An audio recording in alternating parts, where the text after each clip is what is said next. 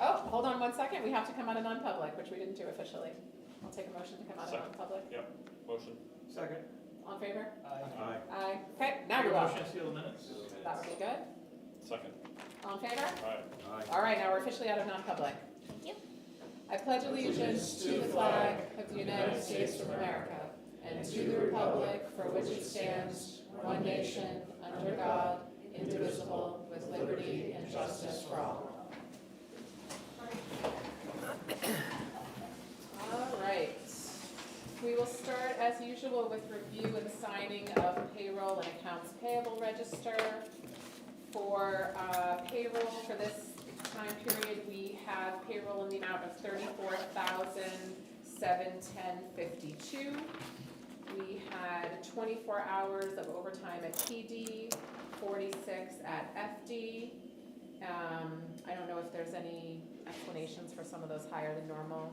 They did active shooter training on Saturday. Oh, gotcha. Okay. We had I'm sorry, I couldn't hear him. active shooter training on the weekend. For accounts payable, we had $16,221.78. We did have an ACH payment to Swayze of $241,000.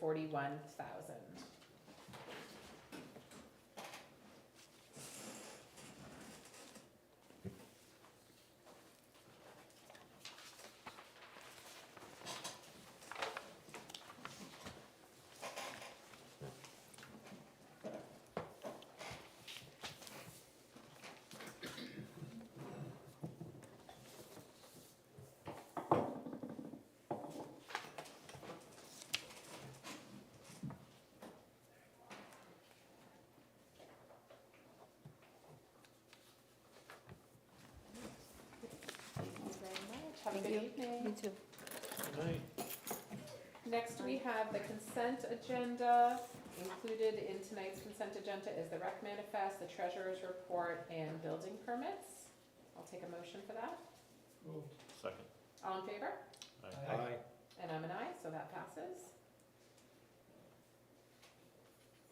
We will move on to public comment. As we have been doing, if folks that want to comment can come forward so that this microphone here can pick you up. You're welcome to stand next to the table or sit in the extra seat so that people listening and watching at home can hear you. Who's interested in public comment for tonight? Come on up. Liz Faria, South Road. I just have one, just since you said this. The fire department overtime has almost doubled the police department overtime, so was there something else with the fire that was Do extra? you know, Karen? Not off the top of my head. So does the fire department also go to active shooter? It was hosted by the fire department. It's hosted by fire, okay. Seemed like a lot. I don't know if some of that's summer vacations or I don't know. I'm not sure what else. We can find out. We can ask the chief. Jen, did the way that he was asking for overtime, has that already passed the fire department? The way he was asking for accrued time or? No, that is still up for discussion. I think he was on an agenda a couple weeks ago that had to get canceled or rescheduled. Okay, so it's that's still an open issue. Still open, Yep. okay, thank you. Open issue. Any other public comment?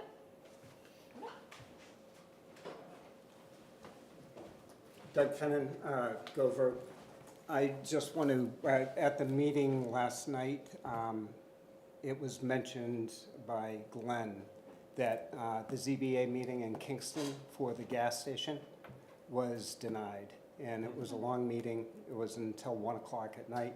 I did not attend, so I can't give you any details. Paul did attend until about 8:30, and it was contentious, but it did not pass from what I understand. Thanks for that update. Sure. I know we've been following that. I wasn't making it till 1. You didn't stay till 1? It's okay. You get a pass on that. Yeah. Any other public comment? I mean, All right. just to follow, I was gonna mention it in the updates, but to follow on it was quite interesting because both the traffic, the peer reviews with the traffic study and Dana Treslow's water, hydrology study, both were supportive of the applicant. So I really thought that given that, there was going to be a different result. But as I said, I wasn't waiting around till 1 in the morning, so go to bed. Yeah. Any other public comment before we close? All right, I'm closing public comment. We'll move on to discussion action items. The first on our list is Kip and Andy to talk about upgraded decking at the BRC. Come on up. You want to I get the grab a chair? Oh, he's pulling. He's the brains today. You can pull up a chair too. Oh, cool. Come on up. So that would be easy. There you go. So next to him. And we do have a handout in the packet about this. So, basically, over the course of months and probably February or so, was able to get 3 people to come and give prices. And all the prices were not apples for apples exactly. Some were for rails and decking and fixing what may or may not be underneath. Others were, it's, 15, 20 years old, we're just gonna replace it all. So just so you know, there's some discrepancy there.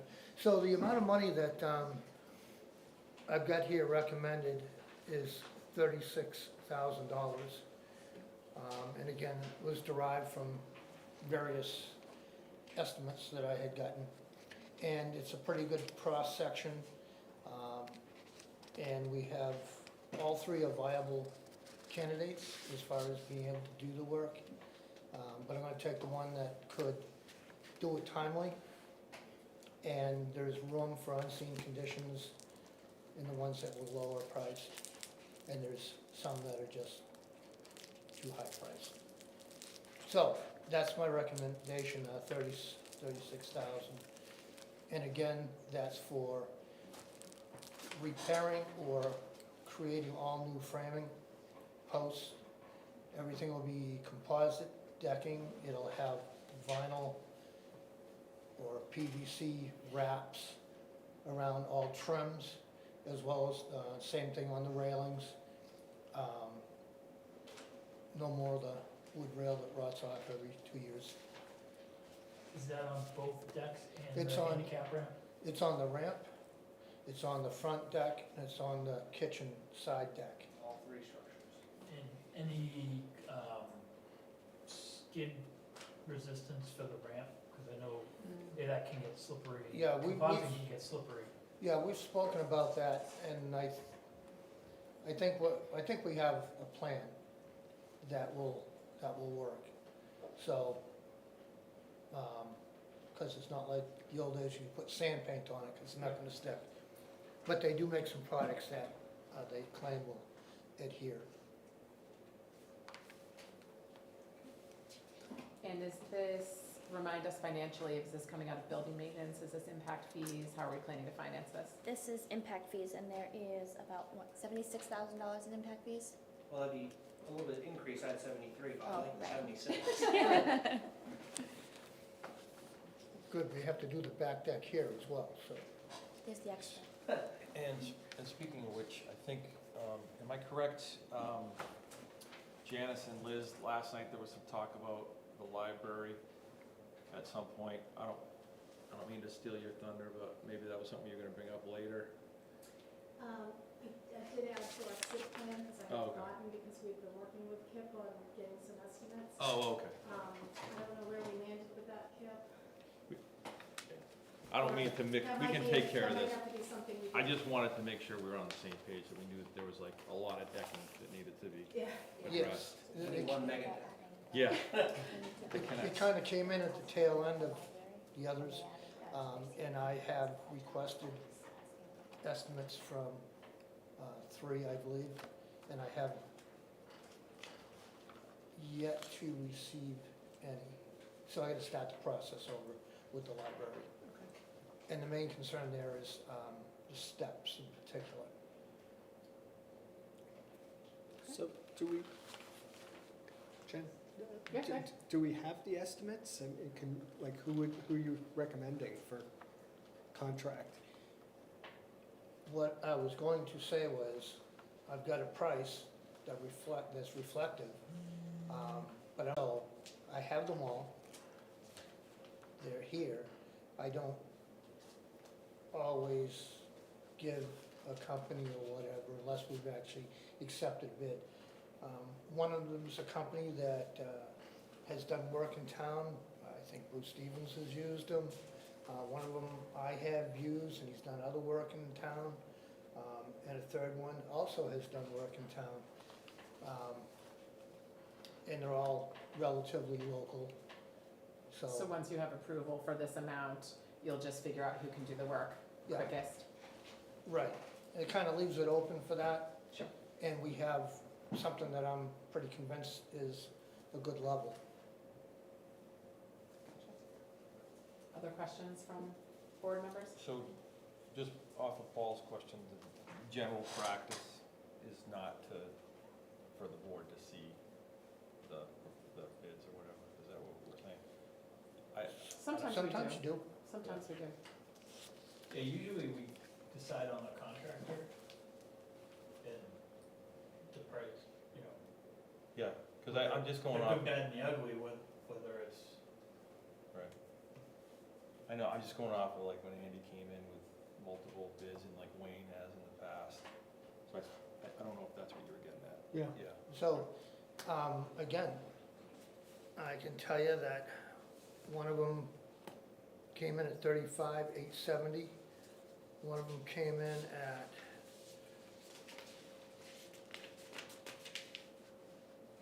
that's got the town deck on that one. I believe it was 17 and change, and one came in at around 70,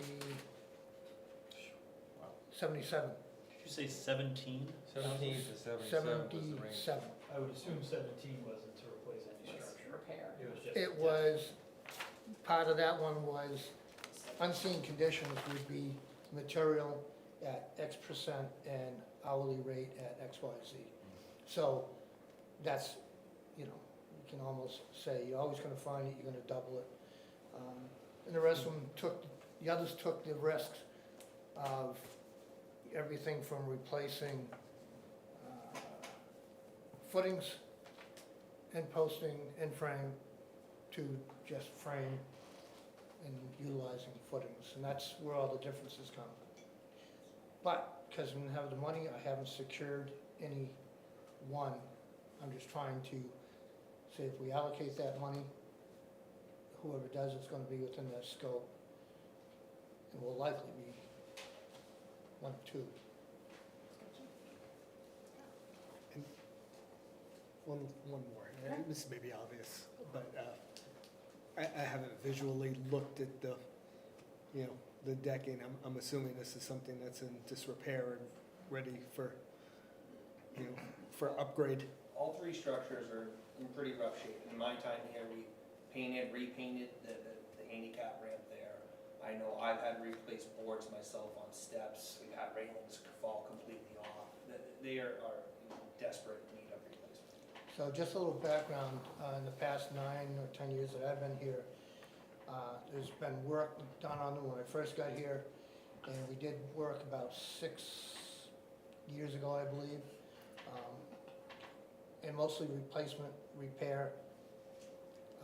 Some stuff was rebuilt to a degree, but in general, the frames and all that structure is 15 to 20 plus years old. And in general, with that vintage pressure treated, the chemicals in it eat through all the fasteners, the joist hangers, and all that. And also, going back and forth and around and climbing around with the contractors, there's some rot, some decay, as well as it's becoming an unsafe condition. And this will be the first time it has composite, right, Right. instead of wood? Correct. So that'll be a good upgrade, because that We should last kind a long of time. kept it going and kept putting, the $100 a gallon deck paint on it that lasts a year. Yeah. Patchworks. Yeah, I think it's pretty well accepted that it needs to be done. We've been talking about it for a while. I think it took a while to get all the bids. And we've talked about this multiple times before. Yeah. And in the general scope of things, by the end of this calendar year, we're hoping that, we've had taken care of most of the guts inside with the floor renovations and the repainting good-looking, safe outdoor structures to get people safely in the building. I'll make a motion to approve the 36,000. Second. All in favor? Aye. Aye. And I'm an aye, so you're good for your 36,000. Let us know what your final estimates are, and we'll take it from there. So that'll come out of impact fees. Yes. Perfect. Andy, I'm not sure how your involvement was, but good job with First Night Out. Oh, yeah, thank you. I heard It it was a was team great. effort. You looked a Kendra little, shouldered a lot of stressed it. at the beginning. I hope your stress level came down as the night went on. Oh, yeah, once I got into the don't think about a million times there. Still had water in there for about a week, but thank you, everyone. Thank you. All right, Kip is staying up here because he's our next on here too, about the highway addition update. Okay, I believe everybody has a sheet in front of them, Yes. and basically A what, separate one. yes, basically what that's indicating is the price that we had when we started, and we didn't have the funding, so we opted to do a weather-tight shell. For, again, for X amount of dollars, and we got the weather-tight shell in and some underground work done as well and so on. Now to complete it, I had to make an estimate of how much more it was gonna cost, and there were some things that were unknowns, like the septic system, a new well that is needed, so on. So right now, we're looking at, do I have this written down? A total of 5,300. 5,300. Oh, the 537,000. 537,000. That's Thank the you. total, right? That would be the total for everything. And maybe glasses would help. So, which would still be a savings of 7,300 from the original price that we couldn't afford before. And with this, was able to add the work for changing out septic. And also, I've already put in a point well, and that's gotta, of course, get hooked up. And so we've added some stuff into it, and it's still below what the original figure was. Some building materials have gone down, and a lot of the work that was done before had a good contractor, good management, I think, and we saved some money overall. So unfortunately, I came up with a figure of 150, thinking that we had another amount that was going into capital reserves, secondary from that. So we don't have enough money in the account to complete it. So I'm looking for 41,700, got that one out. Didn't we have a warrant on this? We had a warrant article for 150,000. Oh, that's the 150 was To the warrant. deposit into the capital reserve fund. Yep.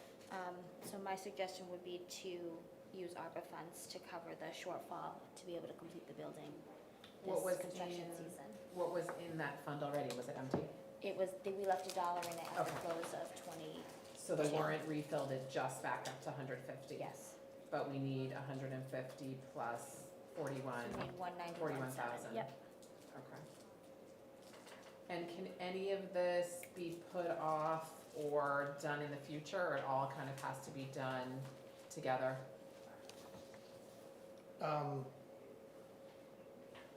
Well, actually, there's always things that you can change or do to a point. You know, Right. we're in the midst of it, so I don't know exactly what I can get rid of. Like I could put in one of the shower rooms and not the other as a potential. I can downgrade the cabinets. We don't need upper cabinets, you know, that sort of thing, which I've already gone through and started hacking away, so I don't get caught Right. at the end. But, you know, they're small bits and pieces, 1,400 here, you know, a couple thousand there. The furnace is going to be a gas furnace. There was talk, Wayne had asked about having a waste oil furnace. that would add about $11,000 more to the number that I have here. The ductwork system would work with either, so that money being spent works for either.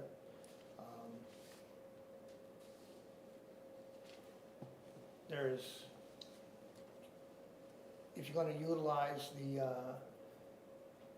the shower, the bathrooms there, you gotta do the septic stuff. Right.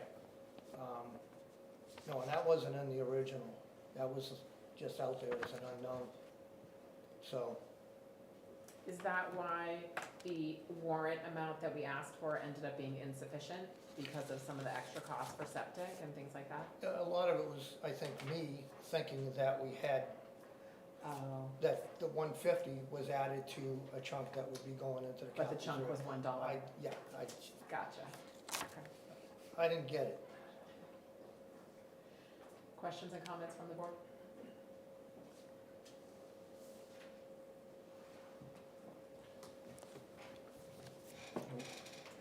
The 150 is already guaranteed from the warrant by the voters. So the question is the interval difference of the 41,000. So where would that leave us with ARPA? You had 279 and then, We used 5 for fencing for the library. yep, and you would like to use another 100, so potentially for the amphitheater. We'll have to wait and see what they bring us, yeah. So we have plenty, but it'll shrink. We only have so much in ARPA, and at some point it's gonna go down to 0. At some point. Yeah, once we decide. Are there other options for other funding mechanisms? Just, Impact fees? Highway doesn't have impact fees. You could use capital, We don't have any other capital reserve you could funds use capital reserve fund for building maintenance if you wanted to use those funds towards like the septic and the well. I wouldn't use those money towards the project management fees, but other upgrades in the building you could use it for. what is that? What's in that account? I just feel a little bit uncomfortable with, we already went to the voters to get this 150K, Yeah, so it's a little awkward needing more. where would we hold that money for? Any repairs to the building, This building? any town building. There's about 100 in that capital reserve fund. And that's for all Use maintenance of half. all town buildings. And what do we anticipate? Do we have other buildings that need major projects, renovations, repairs that we already know about? I think the other things that we'd want to do are like the windows at the BRC are a safety concern. Yep. I think that's sort of the big ticket thing that we would want to try to still Because we accomplish. did some the AC at the library, we did that last year. We did several things last year for building maintenance. Yep, and this building, I think we could hold off for a year. Anything that, there's nothing major that's anticipated here. We've already done the carpets, the roofing is fine here. Yep. The 41,700, just to read it, I think the way I heard it was that's before further penny pinching and maybe. Right, as usual, I usually try and bring Yeah. things in less than. So, yeah, exactly. This is pretty much what it covers. And whatever savings there are, changes that may offset some savings in one place will go to the next, but in general, it should be comfortable unless there's some other unseen condition. Tim, what do y'all think about doing half and half? So half ARPA, so we're covering. That's an option. I mean, either way, it's just apples and oranges, right? So if we take it out of the big building maintenance and then we have another big building maintenance thing that comes up, we could always use ARPA for that. That's, So we could take it all out of building maintenance for now and just earmark that we gotta keep an eye on. I don't think that we can actually. I think we can use ARPA on anything. No, I was saying, I don't think we can take it all Oh, we out. can't take the complete amount, you're saying, because Building the project maintenance. maintenance fees and things we'd have to take out. Well, I That's would, not really appropriate for well, building I would use the maintenance. project management fee out of the ARPA. capital reserve fund that was already raised at town meeting. And Oh, then I right. would use and reallocate the warrant article money towards, Septic and well. Right, that makes sense. So is that So I'm just saying ARPA,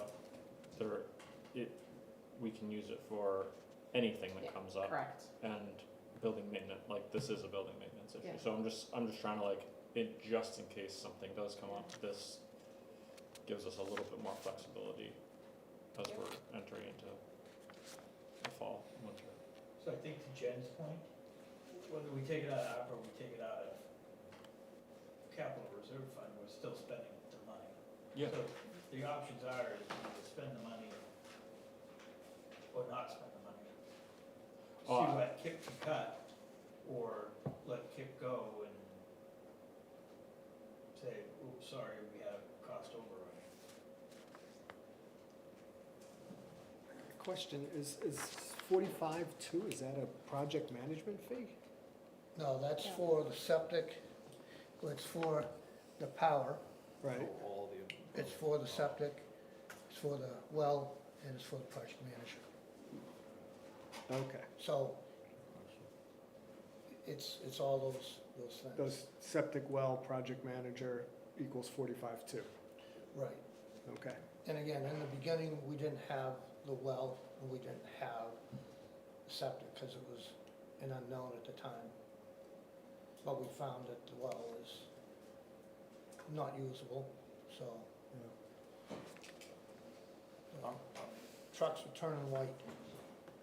So what's the cost of the well and the septic? Can you break that out just a little bit so I can, That's probably, because we're at this, pumps. You're probably someplace in 30, I don't know, 30, 35 in there, something in or around there. With, on the power's gonna come into a pole, we're gonna put in a 200 amp service, which is what we figured in the beginning. We're gonna lay conduit in there, so a 400 amp service could be put in later on if you ever decide to heat or utilize the building more. It's a bunch of little things in there, it'd be hard to pick it all out. well, 4% was the project management fee, if that's what you're wondering, Yeah. which works out around 6,000 and change. So I've heard some suggestions of, I think our choices are take it all out of the building maintenance fund and then just keep an eye on that fund, split it between building maintenance fund and ARPA, or potentially take it all out of ARPA. I don't really feel strongly about which one, it's just whatever the board feels the most comfortable with. We have said that we wanted to use ARPA for capital improvements, which this is, so it's an absolutely appropriate use of ARPA, but we also have a pretty good amount in that building maintenance fund, so whatever the board feels comfortable with is fine with me. I thought Andy mentioned something. Not doing it. The other thing would be to ask Kip to cut, or what we could do. To reduce it as much as possible. Right, my assumption was you were planning on probably looking at some of those cost savings, no matter how we fund it. Yeah. Yeah. that's In other words, what could we do what I without? Try to do. Right, Or, right, if we can cut or a few corners. do it next. Right, defer. Right, Right. sounds like a lot of this can't be deferred, but maybe a couple, Yeah, you know, it gets, downgrades. we're getting down to that point where you put water in the building, you gotta heat it, Yeah, you're gonna use it, you gotta heat it. yeah, Do we need AC in there hooked up right now? No, maybe that's an option.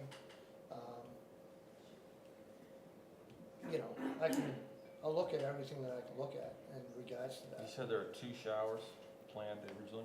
Correct. A male and a female. Good point, Karen. Yeah, I kinda thought we needed to do that. My only concern is this building was budget friendly related and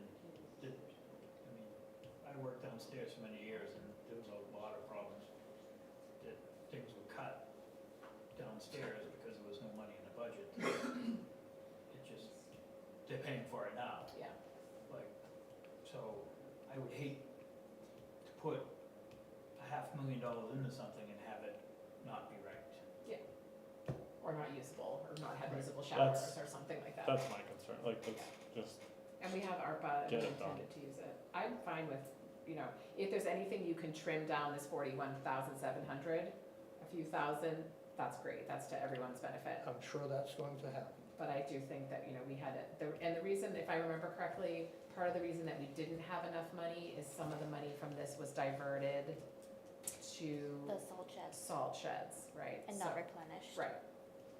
So it's not so much that it went significantly over budget as that we had to divert some of the funds initially, which is why we couldn't build. Technically, it's still under budget, Right, because,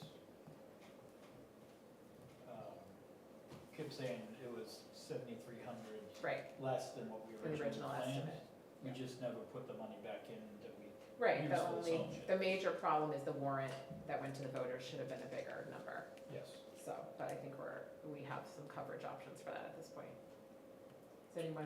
So are we wanna good make a with motion? half, I'll make- 50/50? Sorry. I was just gonna make a motion that we use up to 41,700 out of capital reserve fund for building maintenance to cover our project overruns.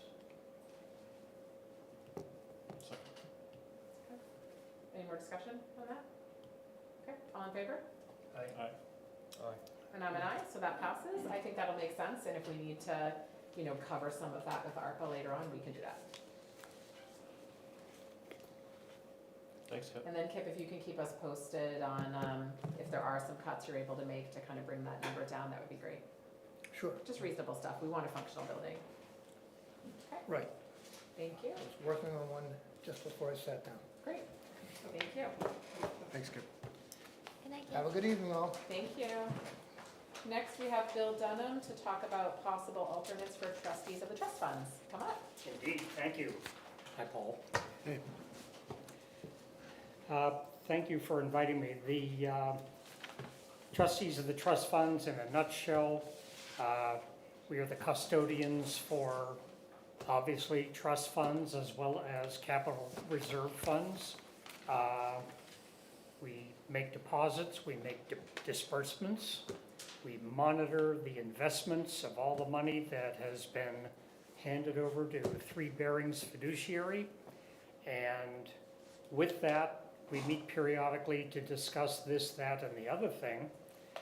But it occurred to us at the July 24 meeting, while we're attempting to do all of this activity and sign all this paperwork for this, that, and the other thing, that hypothetically, let's suppose that Megan Schneider is in Iceland and I'm in a car accident, and all of a sudden we have Julie Avant all by herself trying to do all of this, which she really cannot do as one person. And so then we thought to ourselves, would it not behoove us to find out what's in RSA 31, see if there's the possibility of at least getting one alternate for the trustees of the trust funds. Megan had suggested that I contact Karen, which I did. Karen told me what I needed to do, what we would need to do if we wanted to get one or two alternates. So here I am today to ask if that might be a possibility, because I did note that there are other committees in the town that do have one, two, possibly maybe 3 or 4 alternates. And I think we're just looking for that kind of backup. If you just depend upon Julie Avant to do it, I mean, you can only have one trustee according to RSA 31. If your town has $15,000 in investments or less, and we have a lot more than that, obviously. So I think it would be a healthy thing to do from my point of view and from the committee's point of view to at least have one more backup. Is your quorum 2 people Two. on your committee? 2. And how often do you have time-sensitive matters that have to be signed in a certain time window? Yeah, it's a good question. I mean, just about every single meeting we have disbursements, we have deposits that have to be made. Julie makes out the paperwork as the bookkeeper. Megan and I review it with a fine-tooth comb, and we work off, all 3 of us work off of each other very, very well. But it's just about every single meeting that we have at least 1, 2, maybe up to 5 or 6 transactions that have to take place. But above and beyond that, we have other things, obviously, that have to be discussed. At the last meeting, for instance, we talked about what are we going to do with all this paperwork that has been accumulated over years and years. We've got notebooks that have been piling up, and can we look at the letter of the law and start weeding out the things that really we don't need or that somebody else does have, that if in fact we really did need to look at that, we know that somebody could give us the assurance that they did have it. Otherwise, what can we keep electronically under the law that would take us back to 6 years? And that's the kind of thing that we get involved with. So there are some surprises along the way also. How frequently are you meeting? We meet about every 3 months, but we also are called by Julie. Everything is at the behest of the chairman. Whenever she wants to have a special meeting, then we'll show up and we'll do it. And the one I just described is the example of the next meeting that we did not have on our calendar, but Julie feels that we need to have a special meeting to do that, to start the weeding out, to find out what we have electronically. But every 3 months on average. I don't think it's an unreasonable request. The RSA allows up to 2 people to have one person as an alternate for, I mean, you never know. Have we ever had an alternate trustee in town? Not for this board, but all of the other elected Yeah. boards do have Yeah. alternate members. Did you all take a vote on this by any chance? Yes. Uni- At the July 24 meeting? Yeah, Yes. unanimous? Yep. And then Megan said that she thought that the rules may have changed, that in fact we would have to post it for 30 days. So that's when we decided to bring Karen in, who happened to be available during our meeting, so that we could find out exactly what it was that we had to do at that time. Yeah, those are actually our rules Yeah. that we've come up with on how to populate committees. Exactly. Are there other people who attend besides the trustees? We invite them to, but we have no takers. Nobody ever seems to show up. It would be nice, it would liven it up. Lively But we- financial meeting. We happen to think the 3 of us are pretty funny to begin with. This is free, you don't go to the trustees meetings? Beat me to it. Letty doesn't Right on go? the 2 of mine. Wow. Wow. So I heard some support from Andy for the idea of an alternate. Other board members feel Yeah, I opinions? think it's a great idea. I'd move. I'd so move. Second. All in favor? Aye. Okay, I'm an aye. We do have a process that Karen can go through where we publish it on the website. We ask for people with, skills in the financial area to apply, and then we would go ahead and populate that for you. Okay. And by RSA, it looks like it's a one-year term. It does look like a one-year term, yes, correct. So do I have to send something to Karen? Yes. What I position? can follow up with you on what, All right, on Yeah, what kind of you what need, you're looking like for, a job so ad. we can advertise it to the community. that's fine. I'll let Megan and Julie know. Okay, good. Okay, thank you Thank so you. much. Thank you.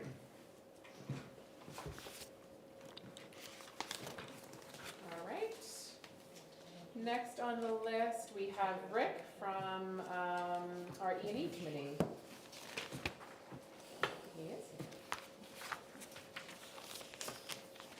Good evening. Hi. Hi. Rick LeBrecq, VZ Circle Chairperson of the Energy and Efficiency Advisory Committee. Just to give you an update and to ask a couple things, 2 different topics. I'll start with the, unless you have a preference, I'll start with the fire station PV PPA buyout discussion.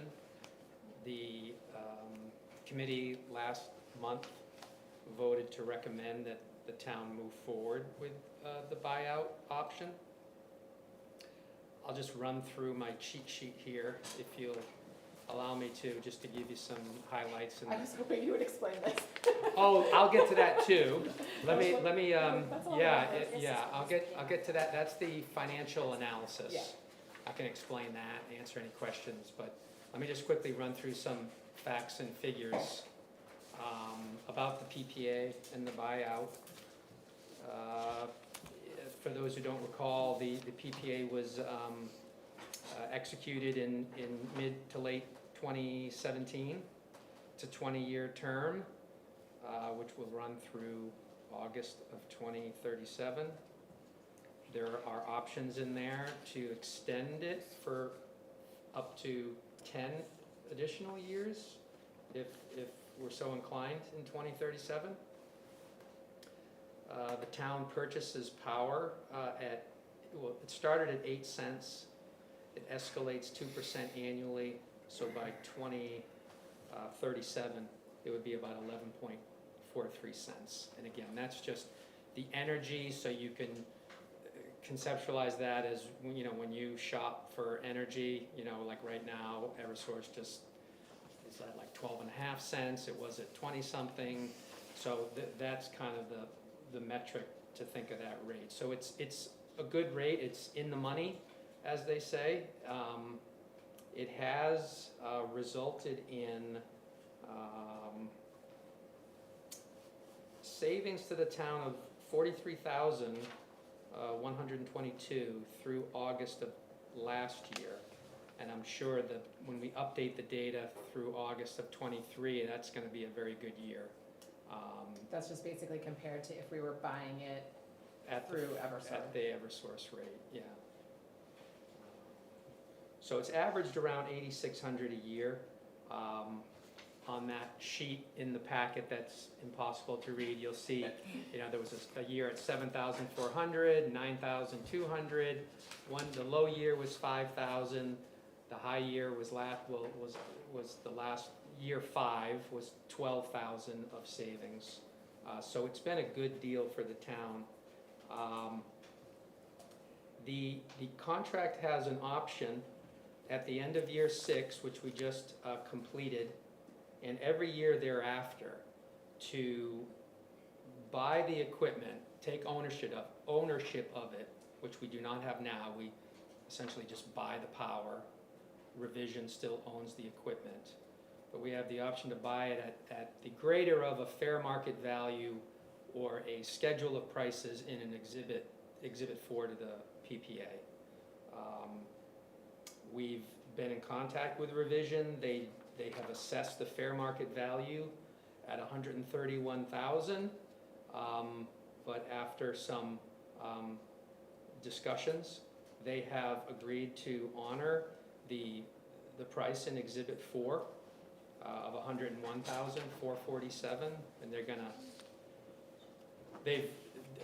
they're suggesting that they will represent it if we move forward as like a donation. So, you know, like the fair market value is $131. We're donating basically $30,000 to the town, and you can purchase it for $104.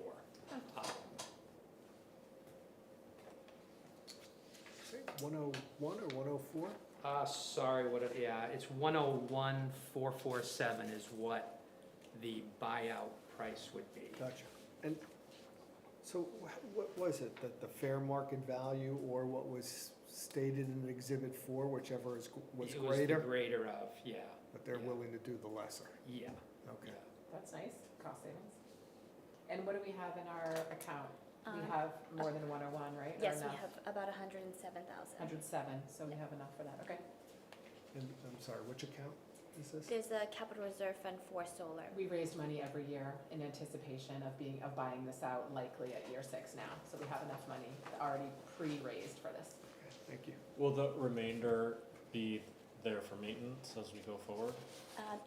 I don't believe that's the way that the original warrant article was written, so at next year's town meeting, you can amend the purpose of it, or you could Just return it. return it back and close the fund. Okay. And I'll just point out for your, in case you're interested, Rob is in the audience. He was part of the committee that purchased this, so in case there's any foggy memories on how this started, Rob is gonna unfog the memory. But, so I'll just finish with some of these bullet points that if we were to buy out the PPA, we give up the 101,000, but exchange for that, we pay 0. In other words, we don't have to pay the PPA price anymore, which right now is 8.8 or 8 about 8.8 coming up. So we'd be getting the power for free. We would take on some maintenance obligations. So we're estimating the net benefit over and above what we've already been averaging of 8,000 or so would be an incremental 7,000 to 10,000 in savings through the remainder of the term, so like the next 13 years. So yeah, we've recommended that we proceed with the buyout, and if that comes to pass, we can talk about how that will be handled. We would take on, the town would take on ownership and maintenance, just like if you took on any, you bought any property, building, vehicle, you own it, you have to keep it operating. We would need to find someone, a volunteer, the energy committee, or someone to help us manage selling if we wanted to, and I would recommend that we do, sell these renewable energy credits to just create more value to the town. And those are worth, at the moment, around $5,000 a year by selling those credits. We could do that through the utility? You charge do you. it like through a broker. They do occasionally buy direct, but they usually buy direct in bigger chunks. So we would probably contact an environmental credit brokerage and just say, hey, we have this many to sell, can you find us a buyer? And they'll contact whoever's managing that and say, yeah, we've got a buyer at this price, do you want to do the deal? You do it, and you just, it's relatively simple to do. Okay. But it is just an administrative nugget that has to be managed. I have one more question, that's all right. If we own them and someone gets into a car accident and hits one of them, do we have insurance on these at all? Does anyone know? We've been carrying this on our liability coverage since So they were yes. installed. Okay. Do we have a rough preventive maintenance agreement cost per year? Yeah, if you've got a magnifying glass, I've modeled, Revision Energy provided us with their standard rates. They have a division of their company that does maintenance even on projects that they don't own, right? And they have a contract and a 6-year contract, and I put in their schedule of rates in there just as a placeholder. Under the column it says PM for preventative maintenance. I've also put in just a ballpark for corrective maintenance. I would recommend that we maybe go out to bid or just poll a few folks just to see what other options exist for maintenance services before we make a decision. There's no moving parts. It's really more a monitoring, occasional visual inspections. If you see any rusting or fraying wires, or the vegetation has grown up in a certain area and it's choking off something. There's not a lot to it, but it is something that you do have to manage. So yeah, I think we've got a pretty conservative estimate of around $2,500 to $3,000 a year in this financial model. I think we let Revision leave the sign there and they can do the maintenance for free. So what Advertise it. what year do we get at break even from the, if we pay the 101 now, what Yeah. year do you forecast we break even? Well, I've done it, I haven't done it, we could back into that, but the way I did this is like a discounted cash flow analysis using a variety of different scenarios, right? Because the future may play out, you know, a little differently, from a number of different variables. And we've already saved 43,000+. Yeah, So we're Yeah, the already origin- 40% of the way there towards breaking even. yeah, right. Yeah, I'm confused on that. Just by having the rent lease agreement with them for these past 6 years has saved the town $43,000 plus. So we already have, you know, actualized some of the cost savings before we even pay out the 101. Because we've saved $43,000 in electricity costs already. Right, no, I think that's great, but the choice moving forward, right, is either to spend 100,000+ Right. now, Mhm. or just continue Right. getting the cost savings. Right. Well, then look, if the far right column, if you've got that up, where it says net, okay? That's the net of the cash flows in each year, okay? So in year one, you see where we drop the, yeah, why do I have that in as 104? Yeah, whoever caught that, yeah, I've gotta clean that up. I'm not sure what piece of paper I have it wrong. It's either, Rob, do you know, is it? That's Are the we- buyout plus the maintenance cost comes to 104. That's where, so that's Oh, the total yeah, spend that's for a the year. total. Okay, thanks. I thought I had just mistyped the buyout number. So yeah, the cost is the sum of the 101, which is in here, right? That's the buyout, Right, plus the PM and the CM, right, okay? And then in terms of value, we've got over in a column called PPA costs, where in year one it's 15,015. We no longer have to pay that. So that's a value, right? And then in the column that's called Rex, that's the 5,000 from selling the Rex. So we've got 20,000 to the positive and 104,000 negative in year one. So the net cash flow in year one is a negative 84. Then you see these positive cash flows, is it 5,000 annually on the, the Rex. Credit? Yeah. Yeah. And in this is I did 3 scenarios, and this was my base scenario in which I assumed the rec market would be available for 5 more years, right? There's no reason to suggest that it won't be around forever, but legislative risk, you know, of them changing the program exists. So I did a scenario with 5 years, 10 years, and then a scenario with 0 years, like if they immediately killed the program next month. But so I guess to answer your question, you can see we recoup $100,000 in, you know, let's just call it 6 years. You know? I was just gonna say that. In short, it's about 6 years. that was my, yeah, So, Yeah. that's my Are question. you saying I'm wordy? All right, I'm insulted. Yeah. No. right now, we pay 15 grand a year to the power purchase. That goes to 0. So that would be 0, and then 5 another grand. 5 grand is tax credit, so figure 20 grand a year is what our cost is. It's really 3 years, because we've But already then, saved but no, cause then 40K. you have to figure in maintenance and preventative, right? So it works out to like 6 years, and then after 6 years, it's all So great. 6 years is the break even. And so how long do we have, or is forecast to have the equipment beyond that in terms of its Yeah. life? And can you make this bigger? Yeah, and I can, I printed it, I'm sorry. yeah. Take a picture of it with I your can't phone see and it blow either if that that makes a difference. Strategically made very small. And I can send you the live spreadsheet if you wanna have fun, but yeah, well, you wanna look at mine? I mean, I can switch with you, cause I know it by heart, I've been Yeah.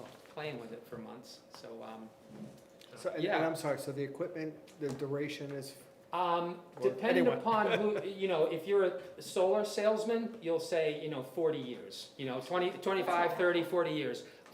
Nobody really knows, they degrade every year, right, slowly. You get less, you get about 0.5% output less every year. But that's a minor thing, you know, so they're slowly gonna reduce their production. So there's really no reason to suggest they won't last 40 years. They might get to the point where you could replace the panels really cheaply with much more efficient, you know, now you're worried about the inverters. In The inverters are the piece that can fail, you know, they're warranted for 12 years. I've got in here inverter replacements at year 12 and year 24 is part of the cash flow. So we may have to replace some inverters, but to be conservative, I did my NPVs on a 20-year, so that the equipment only lasts 20 years. Or it lasts an additional 5 or an additional 10, so 30 years. But under all scenarios, it comes out as a net positive cash flow analysis. So I wanted to make this very conservative so that like it held up under some, you know, fairly conservative assumptions. And under all of them, Looks it like Rob, holds you up. wanna add? Just to add on that is, they're actually a 20-year warranty that they won't degrade more than the 0.5% of 1% a year. So they're guaranteeing at year 20, it will still produce 80% of the energy, and that's how the kilowatt hours are calculated in the column that Rick has, is we show less and less Yeah. production, meaning we have less profit or savings each year, but I think as Rick had shown on a different thing, I think the panels are actually producing Yeah. It's like significantly more. 104% of what they had estimated. They're- or something. Yeah, they've, Yeah, I if remember you them. look in the upper left, years 1 through 5, you see numbers Except this like, summer. yeah, 176,000, 174, 177, and last year 185. They were expecting this to do like 165 in year 1, so these things have really overproduced. But I think to answer your point, I mean, at year 20, they're warranted to be 80%. Yeah. So presumably there's a if good they- likelihood that there's gonna be some amount of residual production after that. So, as much as I'd love to be here until 1 a.m. with you Sounds all, like a no-brainer. I would like to make a motion. Sounds good. So motion to move Use forward with buyout? the money approved by the voters and put into the solar trust fund account. Sierra, yep. And designate And designate. energy and efficiency committee to broker our renewable energy credits. Yes, that too. If that, Second. is that okay? Yeah, I would say One I- step I at a would time? be, I would be, one step at a time is a good thought, and, you know, and we should have that discussion once this goes to fruition. There should be a town employee, in my opinion, that has some, eye on the ball, but the Brentwood Energy Committee is available for guidance and support and whatever volunteerism you will help the town, you know, totally. Okay, well, we'll Yeah. cross that bridge when we get to it, but for now, use the funds available to procure the solar panels. We have a motion? Second. All in favor? Aye. And I'm an aye, so we are And good. to thank you go. all for, Lots of hard work. Just as a follow-up, Great. before it gets lost and Rick has to come back, I mean, there was discussion at prior select board meetings about these being maintained going forward, like under the building capital reserve and that extra money being released and even put in that capital reserve fund instead of just being released back to the general budget, Karen. I think we talked about that last year when we thought we were buying them last year. And so I don't know if that's for a future I think it meeting. depends on the wording of the warrant. Okay. If the warrant specifies just for purchase, then we have to either return it to the town or reword the fund. I guess my question is, would solar maintenance fall under building maintenance, or would we, probably not? We probably need a separate CRF for solar maintenance no matter I what. don't think so. We're trying to avoid Do we- It becomes part of, Well, it it's becomes part of the town's property. property, so maybe that's what we need to clarify I with think you could council. just, I'd like to look at a revolving fund, actually, to see if you can sell the Rex and then take that revenue and deposit into a revolving fund and then use that money to offset the maintenance costs. that would make sense. That would make sense. I mean, you won't need nearly We that won't much. need 5,000 a year No, though. but it would cover your costs and then you could use that towards, like that would, then you'd be saving a couple of $1,000 For sure. a year. And That's then a that would smart way to offset do the inverter cost when you get, That's true, Up to because your you'll job. have You could cap it. higher. We could cap it at There you 3,000 go. a year or something. No, but you cap You kept the, the fund, The that can amount. only hit 10,000. Oh, yeah, that's true. And then Cause after that, inverter it costs goes to like the 10, general. 12,000. Yeah, okay. Anyway, do we need to, We don't need to decide that right this minute, I don't think. this committee's gonna need to sign whatever it is that Yeah, needs I- before, I- so Do you want what's us the to next sign step the- there? Do you wanna authorize me to sign the documents to move I- forward? If that will help us Yes. expedite this, yes, I'll take a motion for that. and not bring it back to the To appoint Karen as a designated signer. motion, second. All in favor? Aye. I'm an aye, so Karen will move forward and you and Karen can kind of work together on how to do the paperwork and everything. Yep. Okay. I know the town's gonna be really excited about this, you know, my understanding is that everyone in town was generally in favor of this, the voters were in favor of it as they supported this capital reserve fund every year in a row for I think 5 or 6 years. And I think the idea, we've talked about at this board during budget season, that we have all these line items for electricity, and to see those go to zero will be very nice, Yeah. and we are very happy about that. No, I So- think I want to get to zero. It will, I mean, They're still gonna pay electricity. correct, but like, you know, electricity, you know, the fees that we are paying now, we're not gonna be paying that 8 cents Correct. anymore. I'm still gonna get a bill, it's just gonna be net metered with a credit. Right, exactly, so that's what we had talked about actually of, should we actually pull all of our electric line items out into its own budget, and we've discussed doing that, so that it was very clear how you have the plus and the minus, and it's really, the net effect to the taxpayer should be zero. So I think that's what we were talking about doing during budget season, because it gets very confusing that, oh, you know, the rec has $10,000 of electricity, it's like, no, they don't really. So I think we're gonna clean that up during budget season as well, so. it'll Yeah, make our lives easier. the one big change, that the bill from Eversource will be the same, it's just gonna be, you don't have to pay revision anymore. So Just that invoice once a month or once a quarter, you don't have to pay anymore. Right. So that'll be the big change. And that's about $16,000 annually. Awesome. Great. Just want, is that all your? No, I have one more. Hey, can I ask a little bit of a dumb question? I think I know the answer to this. The amount of energy that is made by our current array is sufficient to power all town buildings right now? It's actually exceeding. It exceeds, okay, that's what I thought. An extra So it should amount. cover 100% of the town's energy needs for the buildings that are connected. Well, that we're I don't know if using. There's like a new highway Right. shed, but then can replace lights with, you know, we're trying to reduce electric, so. But our current energy needs are 100% covered by that array. Yes, okay, that's what I thought, just wanted to make sure. And just a technicality, if we sell the Rex, there's an issue about claiming whether we're a net zero town or Right. not, I think. Right. That's the reason not to, right? If you want to claim Yeah, that you you're wanna net zero, claim you it, have but to if you keep the sell it to rest. someone else, then they have the right to use that claim. Right. All right, the second thing is that as you know, the committee, the Energy Committee has been continuing to research community power programs, providers.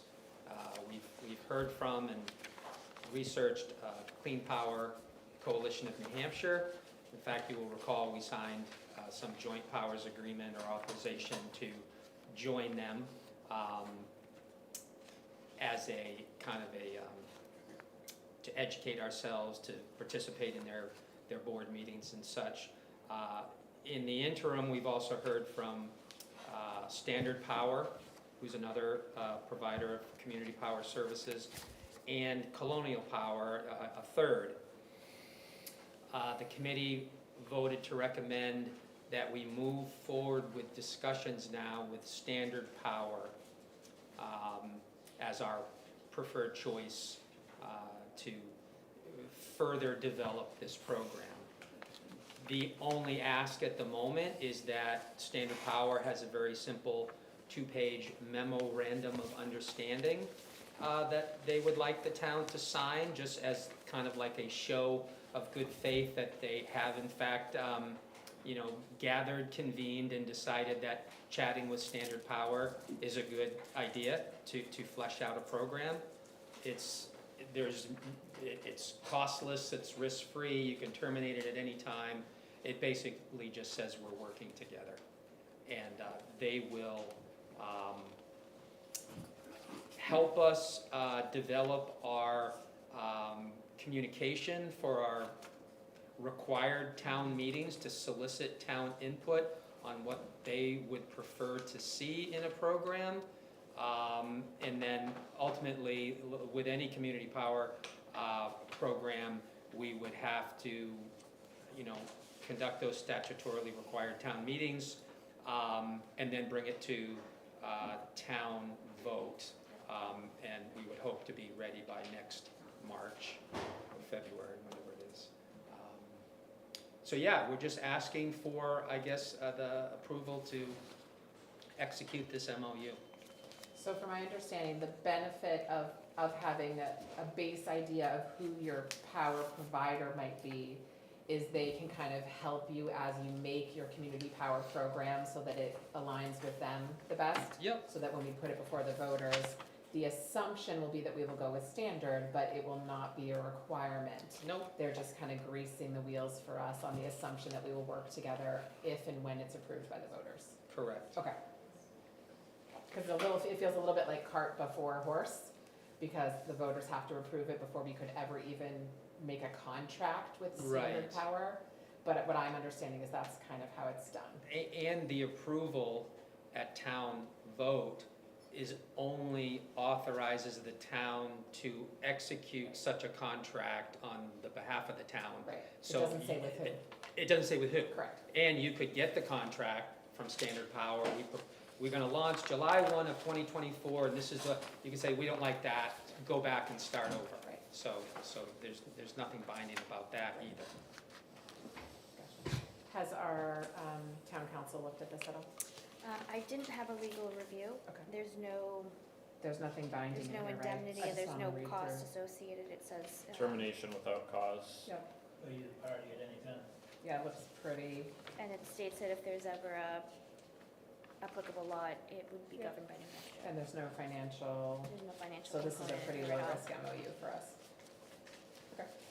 Does appear to be just good faith. Yep. I see some. Sounds good.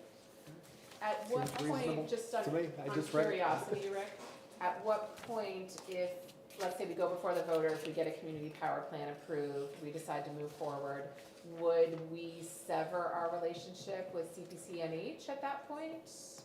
We could sever it at any time. We could even sever it now. They haven't pinged me to sever it. They prefer that all the towns that are members of this coalition execute this, the next thing, this cost-sharing agreement, which is a significantly more voluminous legal review, but they haven't said sign it or take a hike. Yeah, they were pretty clear with us from the beginning that you Yeah. can change your mind. Yeah, so I'm inclined to just let it ride for a few more months until they say, hey, what, Brentwood, they haven't really participated in any meetings, they haven't done anything. Give them a call and see what's going on, and when they do, we can just fess up that we're working with Standard Power and see how they feel about that. Sounds good. Anyone interested in making a motion about the MOU? I'll make a motion. Second. All in favor? Aye. I'm an aye, so we'll sign that MOU for Standard Power. And then what's the time frame for the community education sessions? The warrant has to be in by early February, right, Karen? At the latest. At the latest, so. Yeah, I don't recall any other constraints on it. I think you can even have them, the two sessions on the same day, one, a morning and an evening for people that work different shifts or whatnot. But long-winded answer, I'd say, November-ish or something like that. We probably want to be doing something like that. I think the idea is that if there's significant feedback that might be used to tweak the plan slightly, right, before it goes into warrant form. Yep. Any other questions or comments for? Yeah, I just want to make a comment for the record, and just expressing appreciation for everyone's contribution. It's been a lot of work. Like you said, I think the township are gonna be very excited when they get the details, but thanks to people like Rob and folks who are at the beginning, and, Karen, I know appreciates all this, work that's being done, but the committee, Rick, that you lead has done amazing work. I know, I was at the presentation with Standard Power and made a comment at the time that anyone who enters the Energy Committee's little Thunderdome there knows they're gonna get absolutely peppered with great, detailed, smart questions. So, without the work of the committee, without your leadership specifically, we don't get this kind of data that we can make, with which we can hope to make informed decisions. And Rick's a humble guy, but my background in the energy field is only in the communication side, so I have no technical experience. But I know enough, and I spent enough years in that field to know that Rick is one of the best, and we're just incredibly lucky, the town is incredibly lucky that he stepped up and is doing what he's doing. So thanks, Rick, appreciate it. Thank you for that, really Thank appreciate you. that. All right, take care. Oh, we get a round of applause. All right, I guess I have to leave. An IPA is waiting. On that note. We just yes, kicked him get out. on here. All right, that concludes our discussion action items. We'll move on to regular business. Karen, I think you have some documents for us. Yes. So Eric Tur is our current representative to the local river management advisory committee for the Exeter River, and he is requesting to be reappointed. So this is just the application and This is just a volunteer it's just position. a volunteer position. Should that be filled like we do for our committees? It's not a committee per se. It's not a, I wouldn't. It's not a committee, so. but it's not a town board. it's our representative. It's our representative too, so. Yeah, I mean, have we had anyone else express interest or anyone else wanting to No. fill this No. position? No one that I know of. Probably nobody What's, knows it's his actual position. Yeah, I know. Do we know the time frame for this? Is it 1 year or how long is this? I believe those are 3-year terms. 3-year terms? I don't know a whole lot about it other than when I do see Eric talk about it or post about it, he's an extremely enthusiastic representative. That said, if we wanted to be consistent, if we thought as a group that we should just be consistent and have that available, I'd be okay with that. I would not vote against that. Here's my fear. Doug, when you went on to the I was just thinking of that. RPC board, right? And it had been years Yeah. since Brentwood even had a representative. And that was I'm done comfortable with how we're, unofficially. so I'm comfortable with how we're doing the applications for the town boards right now. But I really don't wanna get into a situation where it's embarrassing that we didn't have a representative for, We have two. finally. Nice. Yeah, Very and thank you for stepping up, but that's my only devil's advocate. No, I hear you, but but specifically what you're saying is there's a difference Yeah. between a town committee and An an appointment. advisory, and we're gonna draw that line tonight, basically. It's been a line, You're right. we're just, Yeah. I don't know. No thoughts? I mean, I think if we have a volunteer, we should accept the volunteer. Anybody opposed to assigning this reappointment for Eric? I'm not opposed, maybe it's something that, we think about going forward. I think if we have time, if we have an interval of time before this is up again, Yeah, that the board, if Yeah, we get I a agree. 30, 60, 90-day warning, we could throw something up on the Facebook page. Hey, anybody else interested in this? Because I Yeah. don't think it. Can someone else That Yeah. sounds reasonable. go Yeah. onto Yeah. it? So for future, and I like think I that may make So it's sense. not precluded from Right. someone else getting onto it. Exactly. So Okay. Okay. at some point, she tasked Karen with making a list of expiration Right. dates for For Rockingham, there's probably other things like this that we have Trash. sort of unofficial. Trash. the trash committee, Right, the stuff that's not really town boards, but goes outwards from the town. we Yeah. Yeah. Yeah, that's fair. I think that sounds good. Yep. Okay, so do I have a motion to approve this? Motion. Second. All in favor? Aye. And I'm an aye. It looks like we need 3 signatures here.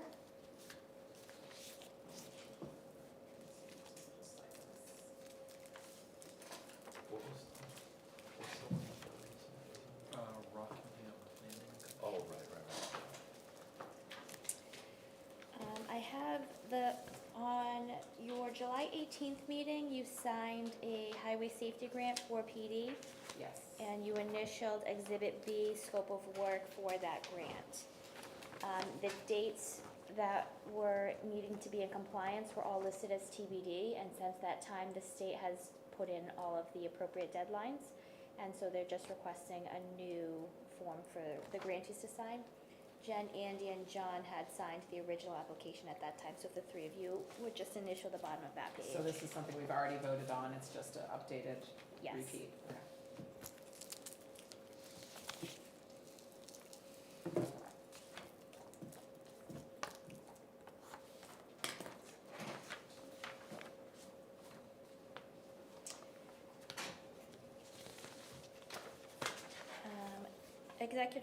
Executive Counselor Janet Stevens and DOT is formally requesting a waiver of the use of the BRC on September 13th from 7 PM. They would like to use the building for the Governor's Advisory Commission on the 10-year plan. What's the date? September 13th at 7 PM. 10-year plan, that's like the highway 10-year plan? The Highway Transportation Road Plan, yes. Motion.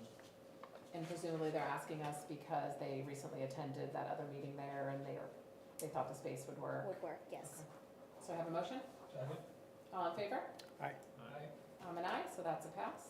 And I just need you to sign the waiver. In the future, if a New Hampshire local government, county, or state wants to use our facility, is it okay policy-wise just to go ahead and grant the waivers? Or do you want it to come to the board every time? Personally, I'd like to know, yeah. You wanna hear? I'd like to know, yeah. I mean, Yeah, it doesn't I- happen I all think that I often. I think the town administrator can grant the waiver and then just let us know that she granted it, just in case, for planning purposes, if they need to. oh, there's a time issue? Yeah. Yeah. It doesn't happen all that often. No. does it? No. This one seemed to have been a little bit more time sensitive, but I think she was just What in a did hurry you say, because I was. town, state, or county? Is that what you just Like said? a New Hampshire local, like a, yeah, or like if RPC wants to use our building, do you want to hear about that? I think if it, state, county, yes, town, maybe that should I be think- something that we should have purview, the select board, I'm just, My thoughts, if it was going to be a municipality, it would be something that we would be doing, we would be joint hosting an event. It wouldn't be just like Fremont coming in and doing something, it would be us doing something with Fremont and partnering, so. but not like a committee saying, hey, we're gonna, No, not nonprofits, like the actual municipality and Yeah. their select board coming in and wanting to do something Okay. or. And just for the record, the fee for the BRC is, in this case, In this case, it was weekday 2 for 3 hours. $250. yeah. I'm just a tiny bit sensitive about the state and Brentwood, I feel that. needing more financial breaks from Brentwood. Right. We have a failed septic waiver for 39 Mill Road. The proposed system is requesting a waiver for the 4,000 square foot septic reserve area and the 2 test pits due to existing site conditions. This is an improvement based off of what is already on the site. RCCD has recommending the waiver be signed, as well as the health officer has already reviewed it and the plan set, and he is recommending it to be signed as well. So I just need one board member to Can you sign explain here. specifically, so what are we waiving here? So there's a requirement for setbacks for the well and for the 4,000 square foot reserve area, and they need it to be closer, the 75 foot of wetland. Because needs it to be physically closer. can't fit on the property Right. otherwise. There's a dry well that's located on the property now. Gotcha. And our health officer has no concerns with this waiver causing any health or safety Correct. issues. As well as direct animal management. Right. Sounds like, okay. Anyone want to make a motion to sign this? Moved. Second. All in favor? Aye. Aye. Tom and I, looks like, I think it's just I have to sign it.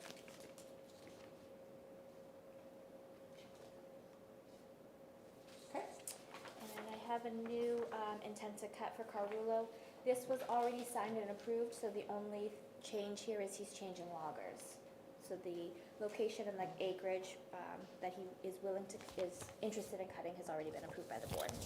So just a different person doing the Yes. cutting. Do we need to re-vote or just re-sign, do you think? Just resign. Okay. It looks like this does have all 5 of us here.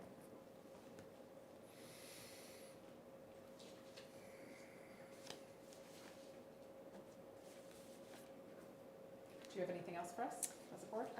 Just lastly, we received a notice on July 24th that Mark Young would be resigning from the Conservation Commission effective August 9th. And I think maybe we'll have Andy speak about that when we give committee updates in terms of what the next steps are there. And then I don't know if it's been announced publicly that we have a new baby in Brentwood. Do you want to make an announcement about that? Lieutenant Doty had a baby last Friday, June Lauren Doty, 5 pounds-ish. She's beautiful. Mom and baby are doing well. So we're very happy for them. Is this the first, second, third, It is their first. Number 1, first baby. Oh, no wonder we have so much overtime. That may be part of That it. does help, yes. That may be part of it. Good badge on. All right. Anything else you have for us? That is it. Okay. Before we turn to committee updates, I just wanted to give a brief update. Wayne could not be here tonight, but had called me and given me some updates. So the paving on South Road and Prescott is complete. I was just walking on Prescott the other day. It looks wonderful, looks so good, especially compared to how it did look.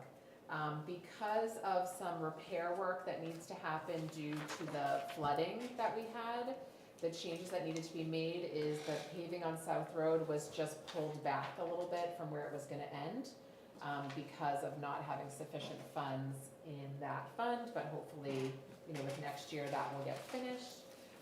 And so that is done. The patching of the flood damaged areas is likely to happen in the next week or 2. So all of that has gone well, and Wayne is happy with how it has gone and with how it looks. And I told him I would just pass that on to the board, that work is basically completed. We'll turn to committee updates, and we'll go to Andy first. So as Karen said, the chairman, I believe, submitted a notice of resignation to all the select board. To my confusion, it wasn't discussed at the last conservation meeting, so there was no plan put into effect of if the vice chair was gonna take over or what. When was that last meeting? The 9th. Roughly. Oh, Last week. oh, okay. Last Wednesday And his resignation. was that day, effective at the end of that meeting. So, I think we need to post an opening, request a conservation nominate an alternate to take over a full-time spot, and they'll have to nominate a chair. So how many alternates do they have right now? So that's the other problem. They have a good number of alternates, but there's only 1 or 2 that normally show up to a meeting. So I don't know what the process is in order to remove an alternate and restaff alternates. Because we're not gonna have people attending, there's no sense of having positions. And there had been some discussion that maybe another member was looking to step down due to. Yeah, but that never conflict. happened. That didn't happen? No. Okay. So at the very minimum, we'll need to open up a position for one alternate to replace whichever alternate is gonna come onto the committee. Correct. Russ, you look confused. No, not confused, although I do have a question that might be too loaded, I don't know. But am I correct that a few years back with the Conservation Commission, there was mass resignation, or there was some kind of a walkout or something of anyone? Yes. Yes, there was. That did happen. Okay, so who was there here when that happened? You two? During COVID. Okay. And just for historical reference here, and perhaps going forward being helpful, what was the gist of the reasoning, or were there resignation letters then? I believe there were several resignation letters that were received, yes. And the reason I bring it up, and we don't have to like beat this into the ground or anything, Jen, but is just because more, it seems like the Conservation Commission is, obviously is going through more change, and this idea that people aren't showing up might have something to do with the history, the not so distant past. And this is something that I think, I don't want to speak for everyone here, but I'm going to guess that you agree that the idea is to try and make sure that our committees and whatnot encourage and get people enthusiastic about serving, feeling that their voice is going to be heard, and that they're going to be treated respectfully when they're on these boards. And in some cases, I've certainly heard feedback that hasn't been the case. That's just me talking, feedback I've gotten. So anyway, so like I say, going forward, I think to your point of like the transparency issue around the resignation, and then who's gonna step up. I throw all these things out there. So I wanna correct you for a second, I don't, not the correction, I don't think it's a transparency issue, I think it's a lack of, Mark wasn't set to be the leader, he wasn't given, he wasn't, he's only been on the committee for a year and a half, he really doesn't know what to do. I think he failed as a leader because he wasn't sure of how to do stuff. Yeah. And his work, I guess I was referring to your comment that you went in not knowing. I wasn't accusing Yeah. Mark Young of not being transparent. I was merely saying that generally speaking, it sounded like there maybe was a transparency issue. Or maybe it's just a communication issue. And I think, some people agree with me, but right now I think the board's like a top that's not spinning, it's just kind of wobbling. Yeah. So they need some direction and leadership and guidance. Yeah. So would it be a wise consideration to undergo an application process if we are Yeah. kind of struggling, to fill the empty seat, not to, I think it would be a Dive bad into it. precedent not to move an alternate into a seated position, because that's the purpose of an alternate. I think, Andy and I had a meeting with Mark to try to get the top spinning, specifically when it came to the land use bond that we're all worried about that is kind of lagging. So I think that no matter who moves up into chair, we are gonna need to continue those conversations of how to get this committee functioning more effectively.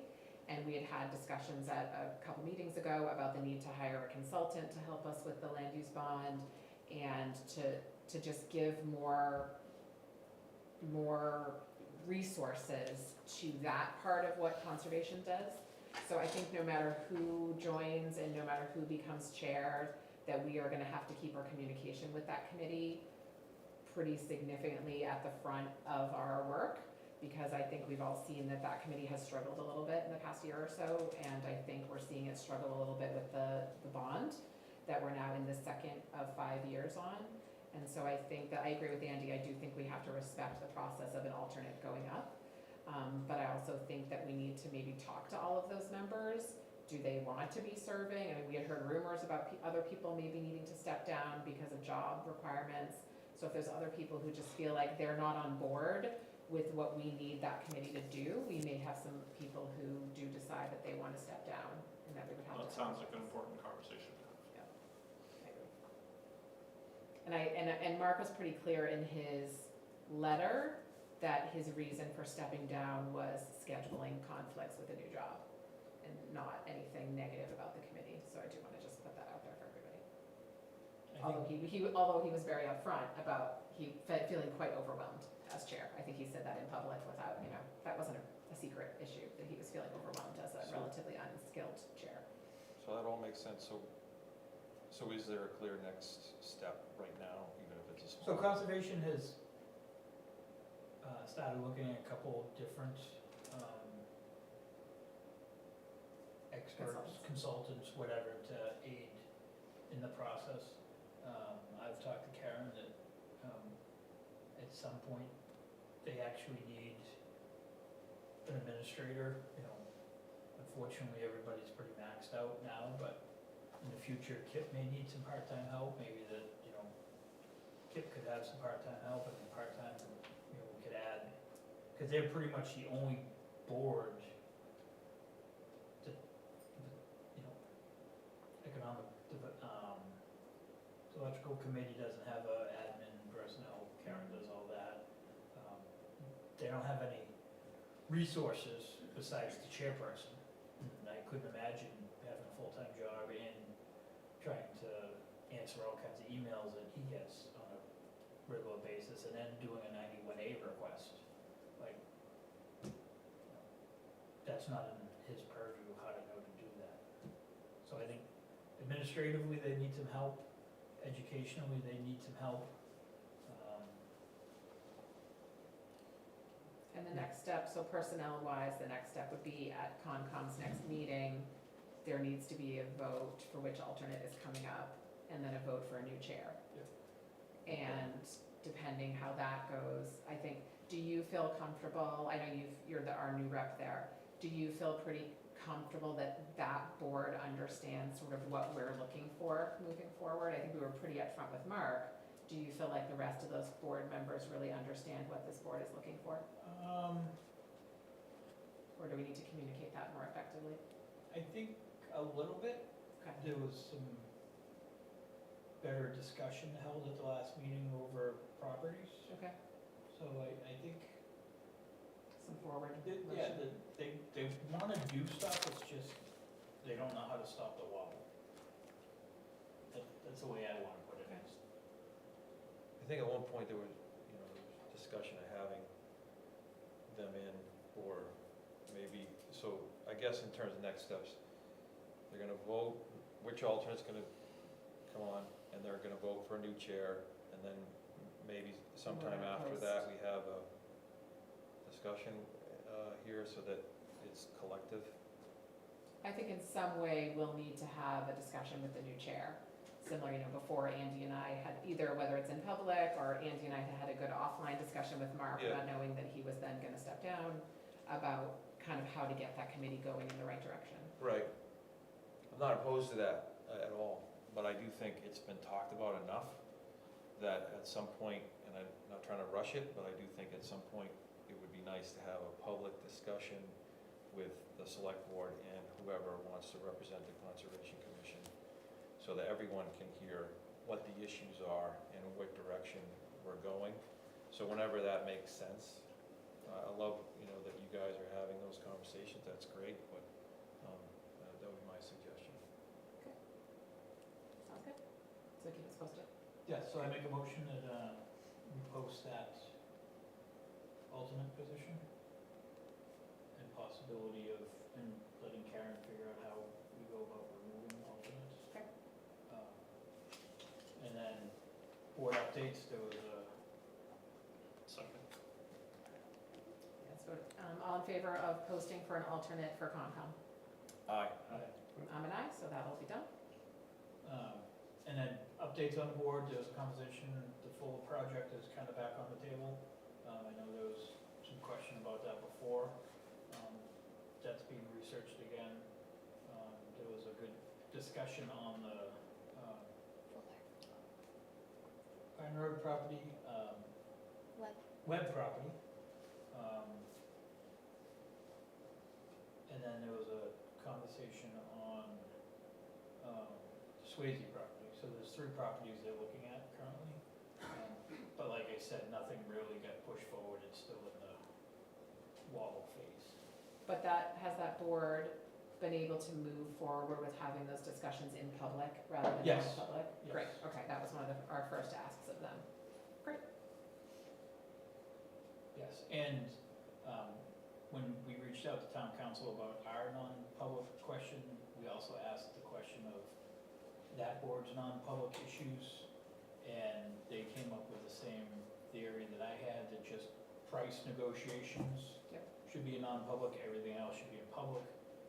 If need be, you could designate, I've heard different towns designate like property, the web property might be referred to as parcel W something, until it was ready to be made public. But all the discussion was public, just not the name Gotcha. was made public, if that makes sense. But yes, everything's been out in the open. Great. There's been good discussion. Good, so that's actually a big step forward from where we were a couple months ago. And my next problem is I start school at the end of the month, and Mondays and Wednesdays for the next 8 weeks I'm tied up, so I may need an alternate and you need one for one, maybe 2 on the second Wednesdays. Does that start with next month's meeting? Yes, so it'll start, So school starts back at the end of August, so I'm tied up for, that's why I don't know if it's gonna be 1 or 2, because it's only an 8-week class. And when's the next Concom meeting? 9/13, 13th. which is also the night of the 10-year plan meeting at the BRC, if somebody wants to go. I have an open house at CMS for my son that night, so that's gonna be hard for me that day. I'll be in Kenya. Sounds like a video. I can actually zoom in if that's an option. Would either one of you guys be interested in doing the September 13th? I was gonna go to that 10-year meeting, but Okay. if you If you can prefer me zoom to go elsewhere. If you can zoom in, Karen can set that up. I can zoom. Yeah, And actually, Karen and I talked the last time, we may want to get away from Zoom and everybody has access to Teams. Do you have, through our, He doesn't like it. it's just more secure. I really don't care. Your face says otherwise. but his words said it was okay, so we'll move forward. I think we should We'll take an camera right official, let's take a vote to have John substitute at that meeting, just to keep out of trouble. Are we sure about that, John? You're gonna zoom in from? Unless you want to do it. If you'd like to go, I'm just saying, Well, I'm just trying to be a team player. yeah, I appreciate it. I think I can make it, it just seems crazy to have him zoom in from parts unknown or known. No. We'll see. We'll see that. Do you think you could probably make Yeah, it? what time is it? 6:30. Thank you. I make a motion for Russ to be an alternate for the September meeting. Do you have a second? All in favor? Aye. And I'm an aye, so we'll send Russ to the September 13th, and then you'll let us know if you need the October one covered. Okay, great. Anything else? I'll make it quick. Police, fire, highway, Kendra night out was amazing.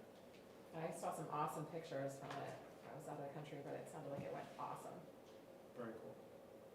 Agreed. Great job.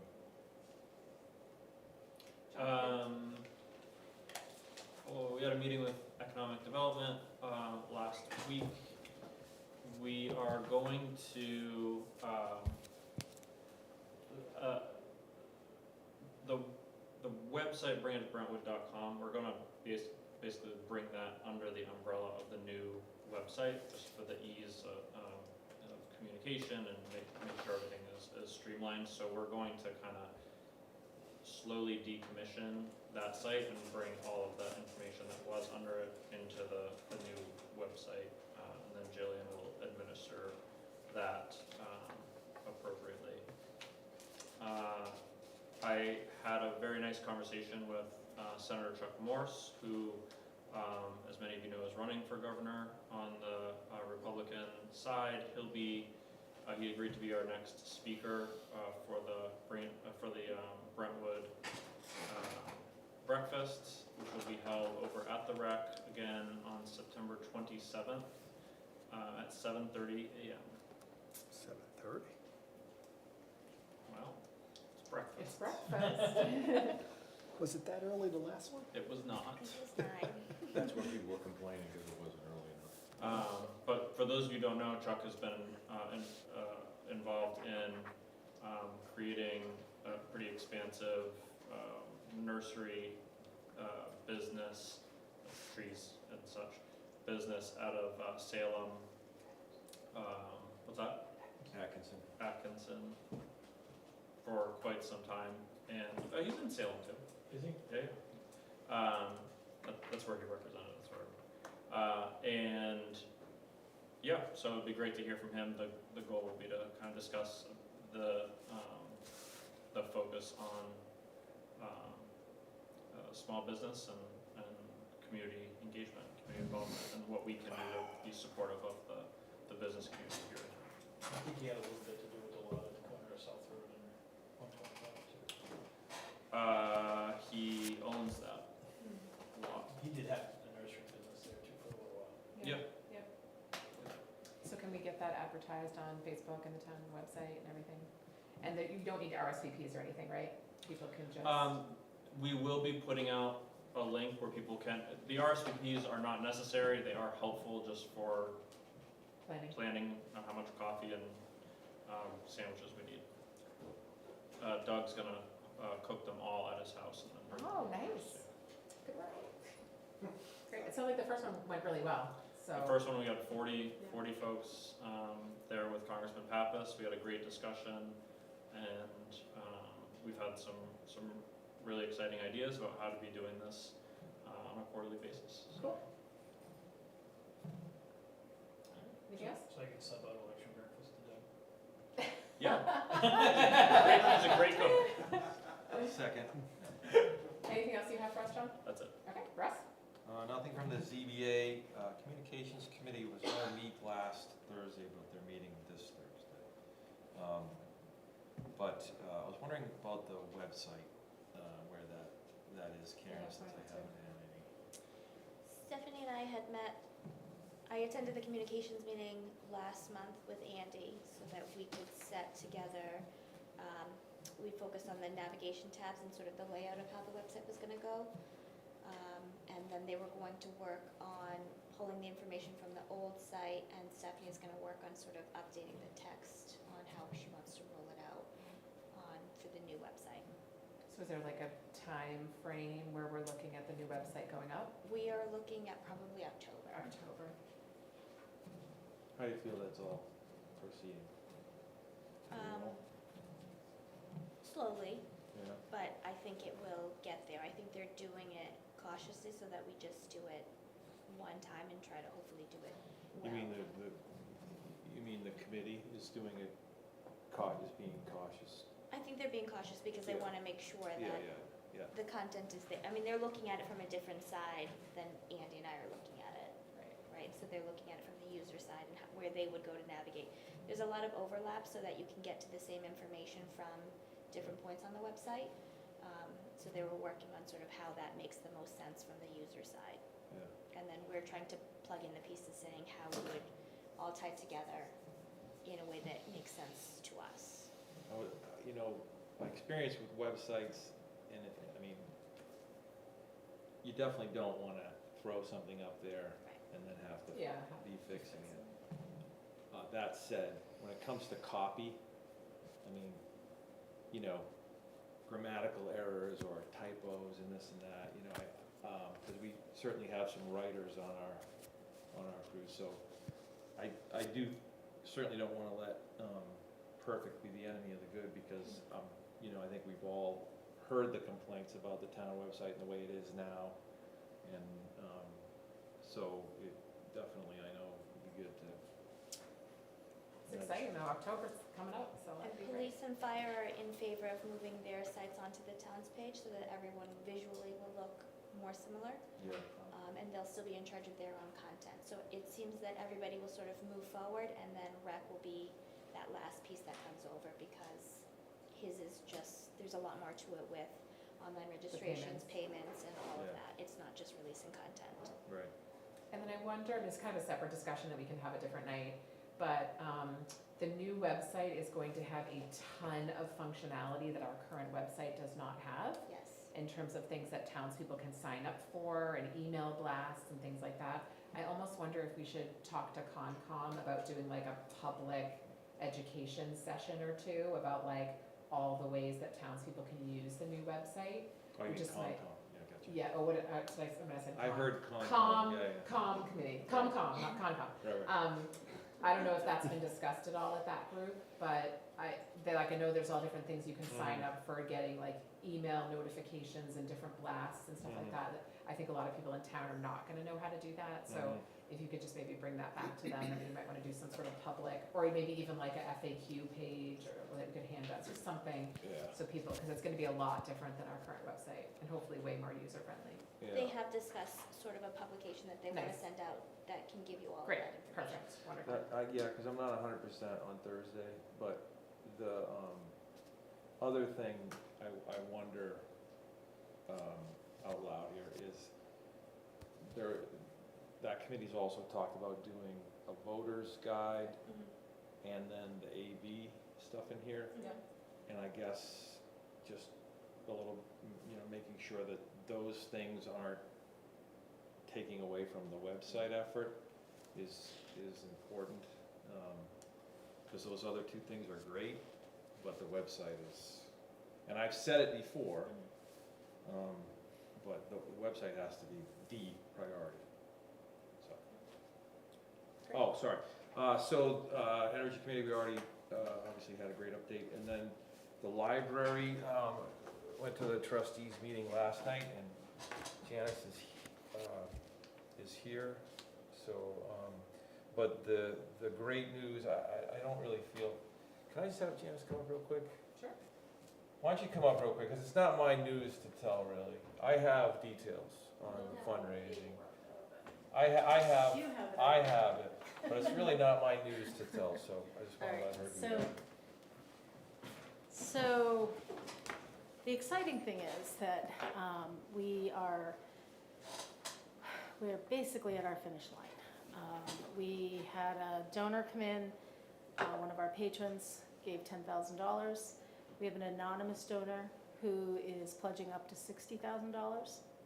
And our remaining piece is to come to the board at a later date, probably at the next meeting. And we're looking to ask for, I believe, $130,000 from ARPA. If all that happens, then we're ready to go. Our planning is in process. By the end of this week or next, we will have all of the documents we need. I do have to talk to you about the front end docs though. And then from there, we will be going out to bid. And we are not going to go through the RFP process. We are going to actually, the gentleman who's been working from Ironwood, that's been really fundamental to this whole project, has 3 to 5 people that he has pre-selected as able to do the project. These are not people he has any relationship with other than he has seen them in action. And so he plans to do sort of an invitation to bid, so that we have fewer bids to have to review. Then we will review them and move forward from there. So, just to stop you there before I get in trouble, because the library is not on the agenda. Right. The good news that I didn't feel like I should tell was that they have. That the fundraising's the going really well. fundraising thing Fundraising is great. So, going very, very well. without getting into other details, so we don't, Oh, I sorry, don't I wanna cross the should've line. said. I just wanted you to be able to say, Yeah. because Fundraising is going fantastic. The work that you guys did with, between GoFundMe and, the raffle, and then just, working with donors. I mean, this is pretty incredible amount that you've been able to pull together, and I know it was a team effort, but certainly worthy of big praise, and it's great news, so. Yes. Awesome, so That's we'll all. probably see you at our next meeting. Yeah, so I was gonna ask Karen to put me on the agenda for the Great. next meeting. Wonderful. So congratulations. Thank you so Thank you. much for all your Thank hard you. work. Yeah, I mean, it is a group effort and everybody has worked really hard and the community has been wonderful coming Awesome. forward and, unexpected. Oh, and the fence is up. If you Yep. haven't seen it, It is. the fence is Yeah, up. the fence, So- yeah, it's very good, looks Yeah. good. Much better than what we had before. Yes, absolutely. Great. So thank you. Thank you. Guess there's just a little issue of reimbursement on the fence, I guess, right? Yes, that will be in next week's AP. All right, anything else you have? No. Paul? Boy, after all that. We spoke about Kingston, planning board, we approved at hearing the property at 335 on 125 for the storage for the carnival equipment, so that will be a major improvement from what had been there, which had been a mess. And then we don't have a planning board meeting this Thursday. We did have a CIP subcommittee meeting, which had followed up the one from fire with Karen, and then of course the big, ask that will be on the project list will be the municipal complex. So we met with Chief Ventura about that. He indicated that that would be an ask for 2025. So that would be within the 6-year time frame of the CIP. He was working to get the public educated. He was talking about a meeting next month for purposes of doing that, and sort of reinitiating the process. It's still all in a very preliminary beginning kind of stage. It sounded to me more of an idea than anything else. But at least given the idea, it seemed like something that should be put on the list so that it's out there for people to make a determination whether that should be a priority or not. Is there a time frame for a completed CIP that would then come before this board and BudCom for review? I think Glenn wanted to get that done by the end of September so that he could present it to the planning board, because Yep. very technically, it's Yep. the planning board who has to approve the plan, and then the idea would be to come to budget committee and to us for purposes of what are the priorities on that plan. Great. I think it'll be really helpful, we've talked about that document is just helpful for planning discussions as we go through budget and also as we start having warrants come in, to make sure that we're all on the same page about where various warrants fall on sort of the CIP master plan. So I think that'll, I look forward to having some of those discussions. My understanding, and correct me if I'm wrong, gentlemen and lady who was there, ladies, that this is the first time that there's been this kind of real sort of more intensive review beyond just, Correct. town planner and Yeah. people getting involved, and with the idea of really getting that out there on a list so people can see it and make those necessary decisions. Yeah, by statute, I think we had to have a CIP. I think when impact fees were created, I think one of the requirements is that your town has to have a CIP. Right, but I think it was happening by default. It was kind of behind the scenes. So yeah, between BudCom and this group, we've really been pushing to take it out of behind the scenes. And then we heard from Lois DeYoung and other people in town that the town has interest in sort of getting eyes on the master plan of the big ticket items. So I think it'll meet everybody's needs for us to just get that out in the front of everybody. So I'm looking forward to that. Thank you. Anything else you have That's it. for us? Okay.